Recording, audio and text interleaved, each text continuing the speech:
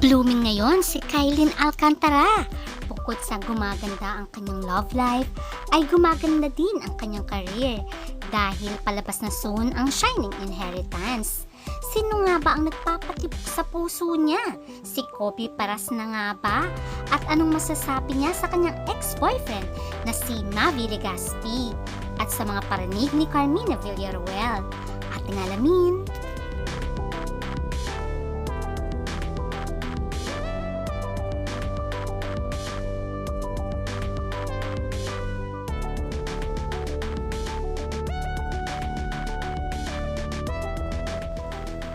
Ano nga ba ang nangyari sa dating magka-love team na si Kylene Alcantara at Mavi Legaspi na nauwi sa tunay na pagmamahalan? Bakit napunta sa hiwalayan ang dating matamis na pagtitinginan?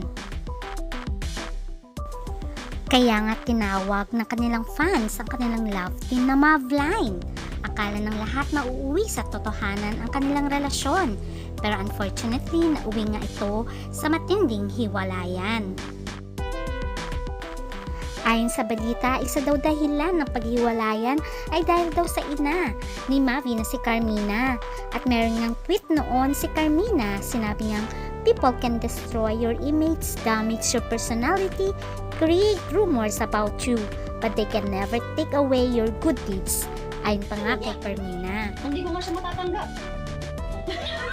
At obvious na dito na sinabi niyang hindi niya matatanggap si Kylene Alcantara kahit girlfriend na ng kanyang anak. Kaya ang alam ng mga fans ay meron na nga problema kay Mavi at kay Kylene dahil sa paranigan ni Carmina at Kylene sa social media.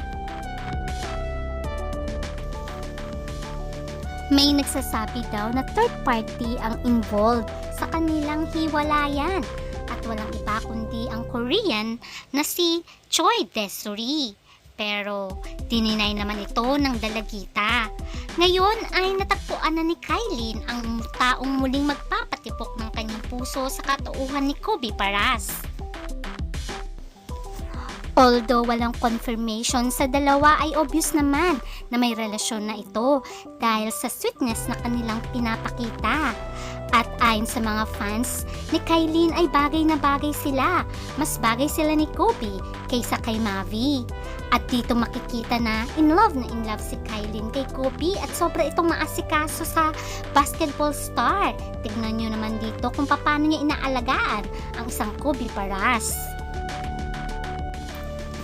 Pero sa magandang pagtitinginan ni Kobe at Kylene ay hindi maiiwasan ang mga bashers at netizens. Especially nang makita nila si Kylene at Kobe na nakakandong si Kylene sa hita ni Kobe Paras. At ang sabi ng ibang netizens ay ang sagwa tignan. At ang sabi naman ng iba, ano namang masama doon? Wala naman silang masamang ginagawa. Very sweet lang naman sila. At okay lang naman yun, ayon naman sa ibang netizens. Kayo na ang humusga. Base sa videong ito, anong masasabi nyo? Kinakantahan ni Kobe si Kylene Alcantara. Sinabi na rin ni Kylene ang buong storya ng videong ito dahil nag-trending. Ayon sa storya ni Kylene ay inaasar nila si Kobe na kumanta naman ito dahil medyo mahiyain. At para nga mapagbigyan nito ay binigyan niya ito ng support. Kaya napaupo siya sa lap ni Kobe. Wala naman daw meaning yon kundi suporta lamang sa kanyang kaibigan. Although walang naniniwala na friends pa lang sila dahil sino naman daw na nakakandong sa isang friends lang. Ayon pa sa interview ni Kylene ay sana nga daw may interview ni Boy Abunda si Kobe at mas maganda na si Kobe ang magpaliwanag kung ano na ang estado ng kanilang relasyon. Kayo, ano sa tingin nyo? Mas kinikilig ba kayo kay Mavi at Kylene Alcantara? O mas bet nyo at mas bagay si Kylene at Kobe Paras? Please comment down your thoughts.